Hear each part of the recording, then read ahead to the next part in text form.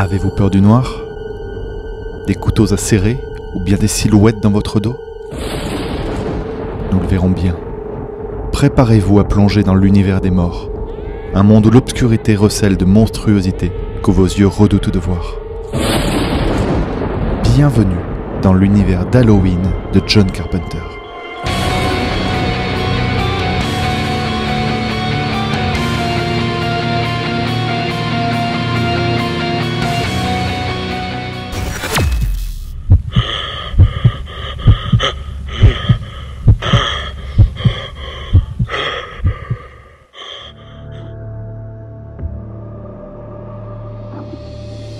En 1963, le jeune Michael Myers poignarde sauvagement sa sœur. Interné dans un hôpital psychiatrique pendant 15 ans, il finit par s'échapper et retourne sur les lieux du crime. Michael s'en prend alors aux adolescents de la ville.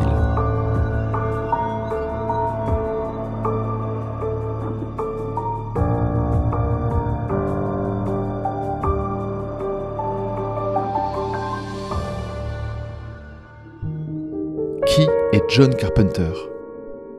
À la fois réalisateur, scénariste, musicien et occasionnellement monteur, il est un cinéaste profondément influencé par le western et le cinéma fantastique des années 50. Né à la fin des années 40, il a aujourd'hui à son actif de nombreux longs métrages cultes tels que The Thing, Invasion Los Angeles, Christine ou bien sûr Halloween.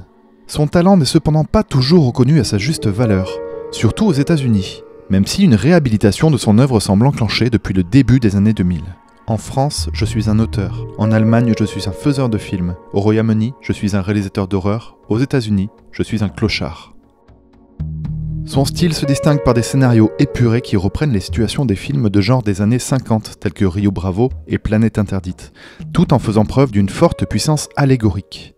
Une allégorie, qu'est-ce que c'est? C'est l'expression d'une idée par une métaphore, par exemple image ou tableau. On peut en voir un exemple dans Invasion Los Angeles, où Carpenter critique la société américaine des années 80, présidée alors par Ronald Reagan, et le réalisateur s'attaque au capitalisme et à la consommation de masse de l'époque, en faisant de certains citoyens dans Invasion Los Angeles des aliens nous manipulant mentalement pour acheter, obéir et en quelque sorte devenir des esclaves d'une force plus puissante, représentant donc le pouvoir en place. More and more people are becoming poor. The golden rule. He who has the gold makes the rule.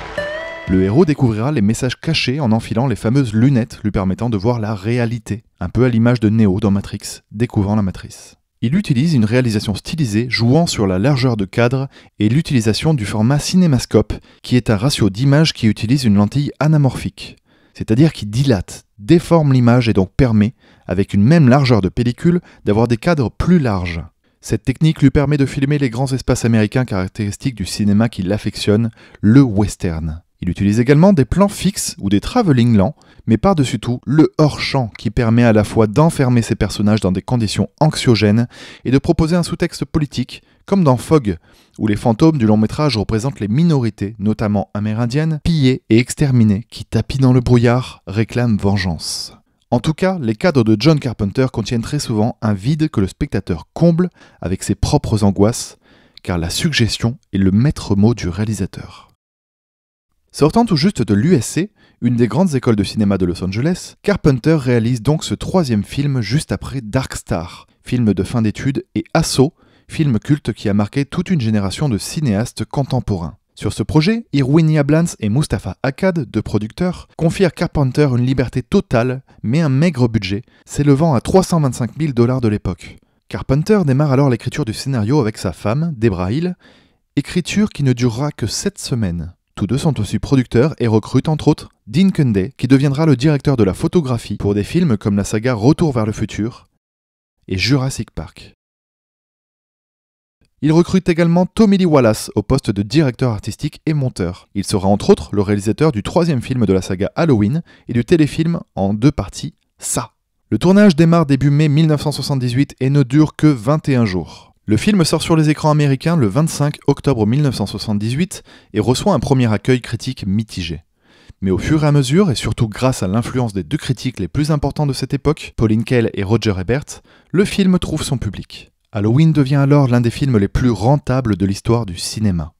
Ce film a donc fait de Big John un homme riche, mais il lança surtout sa carrière cinématographique auprès du grand public.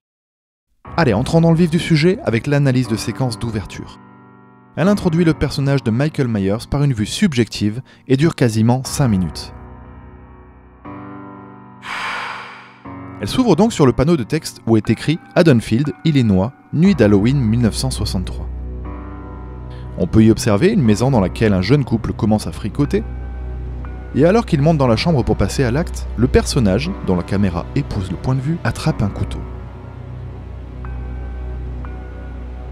Ayant terminé son affaire, le petit ami part de la maison.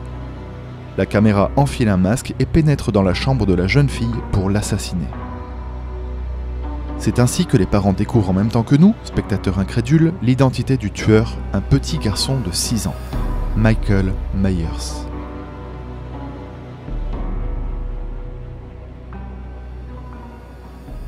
Pour analyser cette séquence, nous avons choisi d'axer notre étude sur 3 points, l'espace, le temps et la lumière.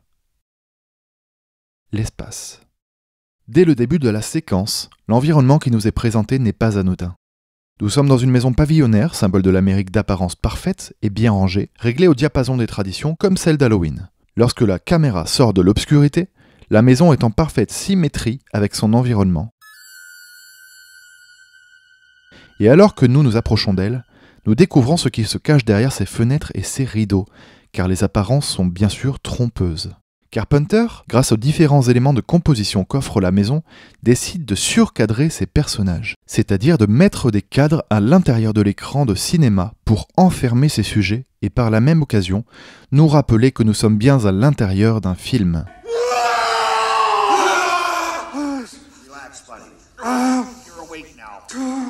Il convoque alors les cinéastes du passé tels qu'Alfred Hitchcock et introduit au cinéma un nouveau type de personnage, le croque-mitaine, emblème du slasher.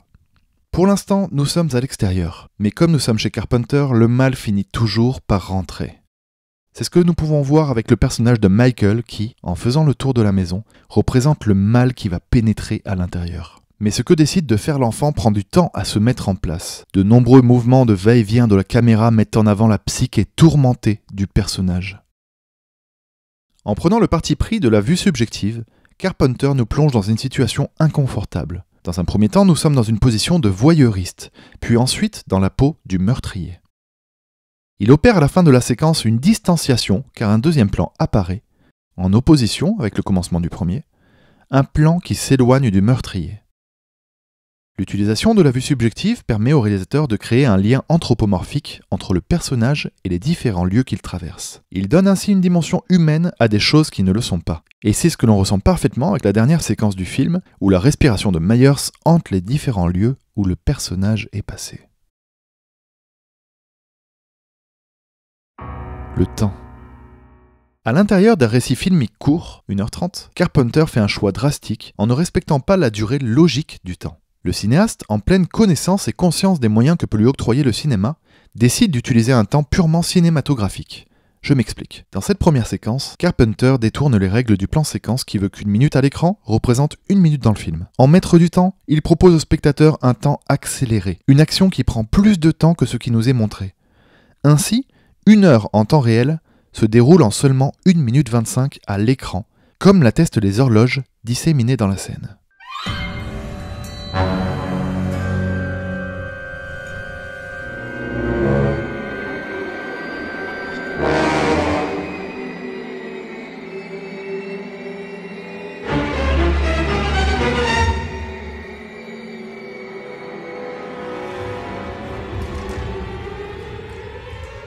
Ce qui est intéressant ici, c'est que cette approche nous amène plusieurs niveaux de lecture.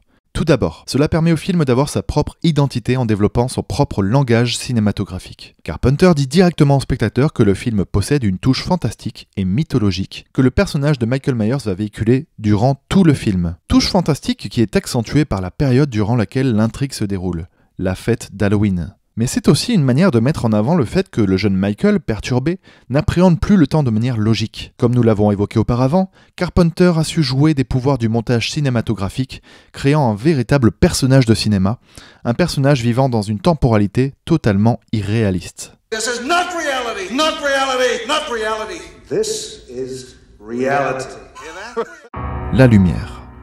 Entre intérieur et extérieur, lumière et obscurité, la séquence s'inscrit dans une approche dichotomique, propre au cinéma de Carpenter. Ce type d'approche peut notamment se voir dans The Thing, où les personnes encore humaines ne peuvent pas être différenciées des personnages possédés par la chose, créant alors une dichotomie entre ce qui se cache à l'intérieur des corps et ce que l'on peut voir à l'extérieur, c'est-à-dire les apparences. Reprenons. Dès lors que nos yeux se posent sur le premier plan d'Halloween, et ce même depuis le générique, le cinéaste propose une accession des ténèbres vers la lumière. La citrouille et la lune, seul symbole de lumière à l'extérieur dans cette séquence, proposent d'ailleurs une certaine iconographie, c'est-à-dire celle des contes et légendes de la nuit. La lumière dans cette séquence est associée à la vision, que ce soit à travers le regard de Michael Myers qui traverse différents environnements lumineux, la citrouille qui nous fixe, ou encore et surtout à travers le masque qu'enfile le personnage, qui laisse passer plus ou moins de lumière selon les différentes actions qui se déroulent dans la scène. Au début de la séquence, l'ambiance sonore, purement diégétique, embrasse le cadre nocturne. My parents won't be home until 10. Are you sure? C'est lorsque la lumière s'éteint que la musique de Carpenter retentit et que la mise à mort opératique se met en œuvre.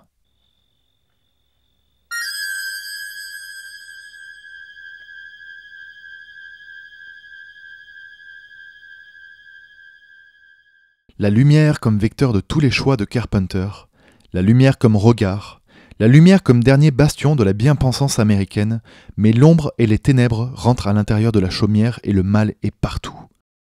La lumière à travers cette séquence devient alors pervertie, car plus les actions se déroulent et moins les sources lumineuses sont directes. Pour faire simple, au départ nous sommes face à des sources de lumière qui viennent frapper l'objectif de la caméra, telle que la lampe du hall d'entrée. Et par la suite la lumière évolue. Nous constatons que la lumière disparaît pour laisser place à l'ombre, puis l'ombre cède sa place à des sources lumineuses hors cadre. Enfin, nous distinguerons une lumière reflétée, inédite jusqu'alors, faisant ressortir le couteau de Michael Myers. Cet accessoire devient le point d'ancrage du film, représentant symboliquement les obsessions du personnage, la lumière mettant alors en avant son arme fétiche. Le second plan de la séquence propose une composition d'images triangulaires, pareil à la forme évoquée par la pointe d'un couteau. Ce triangle est formé par le couteau reflétant la lumière, la porte d'entrée de la maison ouverte par laquelle le mal se répand, et le pneu positionné sur la droite du cadre, rappelant par sa forme circulaire un œil. Cette composition d'images peut être lue de plusieurs manières. Cette figure géométrique peut très bien symboliser le couteau qu'utilise Michael Myers, pointé vers l'œil du spectateur, autant qu'un symbole phallique, figure de la pénétration, où par l'assassinat de sa sœur, le jeune Michael assouvi ses pulsions sexuelles, voire incestueuses. Il est à noter que toutes les lumières sont allumées à la fin de la séquence, alors qu'au début, la maison n'est que partiellement éclairée, ce qui renforce cette sensation de perversion de la lumière. La lumière devient alors porteuse du mal et se répand tel un virus. Cela crée alors d'autant plus de confusion chez le spectateur qui ne peut plus avoir de certitude. Ces représentations sont chamboulées par le réalisateur qui utilise la lumière comme vecteur de mal, contrairement à l'image de sécurité qu'elle peut naturellement véhiculer.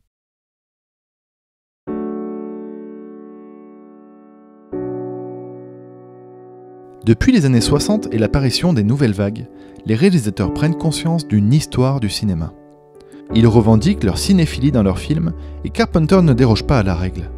Le slasher, sous-genre américain du film d'horreur, prend ses racines dans deux films, Black Christmas, film réalisé par Bob Clark en 1974, et donc Halloween. Le slasher met en scène un tueur psychopathe, généralement masqué, que l'on voit commettre des meurtres sur des jeunes adultes. Ce principe-là n'est pas inédit dans l'histoire du cinéma, mais c'est Carpenter qui va lui influer une forte puissance politique. Mais nous y reviendrons plus tard. À la fin des années 60, aux États-Unis, le système des studios hollywoodiens s'effondre. L'apparition de la télévision et les échecs de nombreuses superproductions vont obliger l'industrie hollywoodienne à proposer une nouvelle façon de faire des films. 3 films illustrent ce que sera le cinéma du début des années 1970.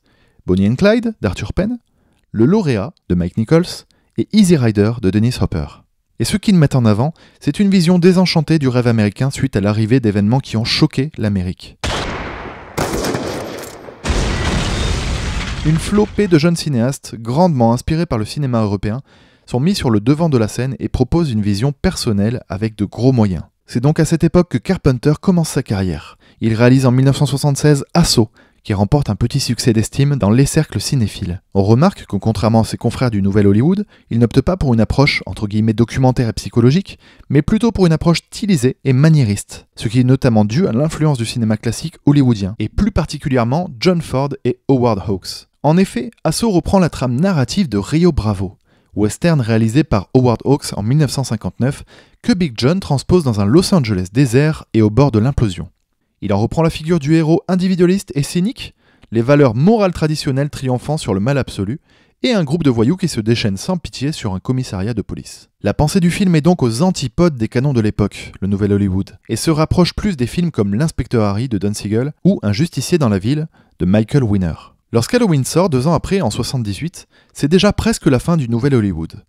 En 1977, le carton commercial Star Wars, produit pour 11 millions de dollars et qui remportera plus de 500, et des projets de plus en plus risqués tels que Sorcerer de William Friedkin et New York, New York de Martin Scorsese vont déjà commencer à remettre en question la façon de produire les films à Hollywood. Le point de chute du Nouvel Hollywood sera atteint à l'aube des années 1980, avec l'échec retentissant de La Porte du Paradis de Michael Cimino, western épique produit pour 44 millions de dollars et qui en rapportera à peine 3.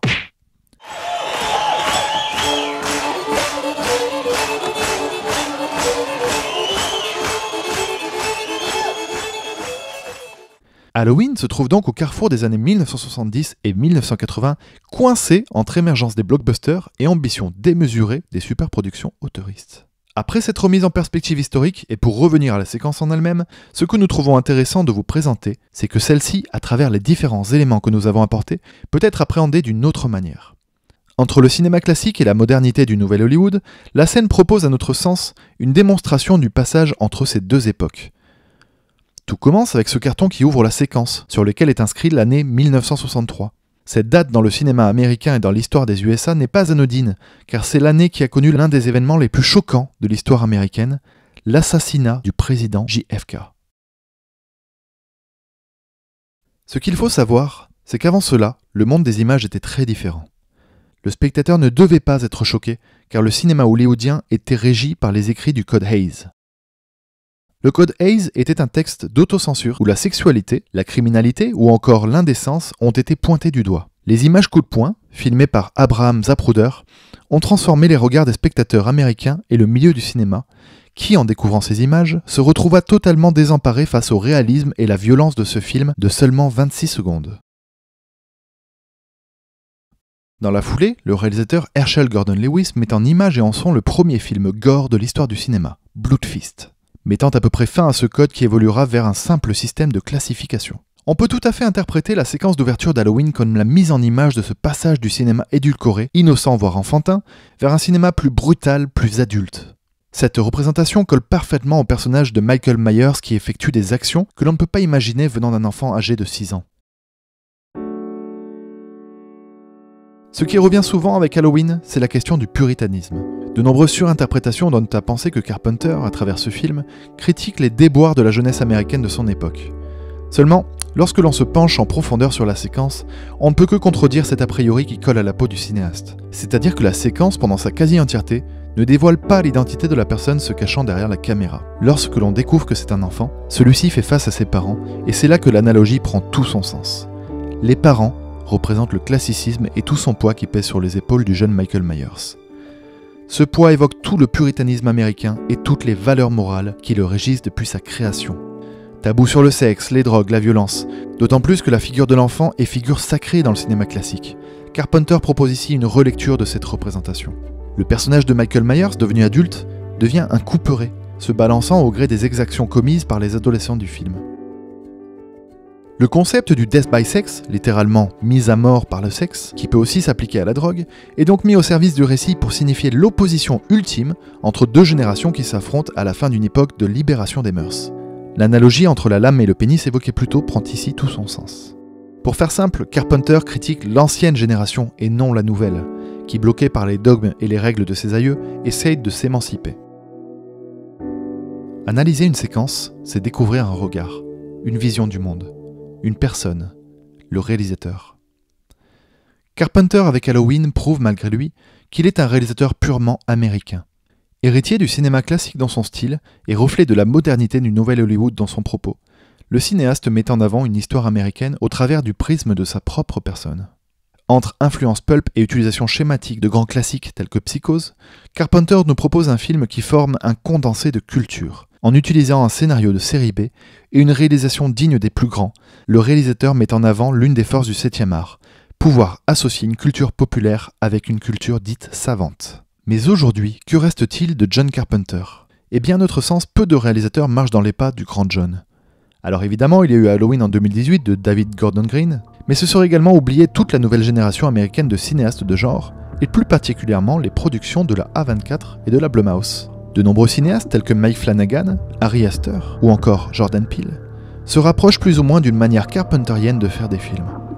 Mais s'il ne fallait citer qu'un seul réalisateur, le seul qui suit véritablement l'héritage de Carpenter et surtout d'Halloween, c'est bien évidemment David Robert Mitchell. Réalisateur entre autres de Under the Silver Lake, mais surtout It Follows, un film que l'on vous invite à découvrir tant il cherche à se positionner comme héritier du slasher le plus célèbre de l'histoire du cinéma. Nous espérons que vous avez apprécié cette vidéo, mais aussi que vous allez penser à mettre un pouce bleu, ou bien à vous abonner. Sinon...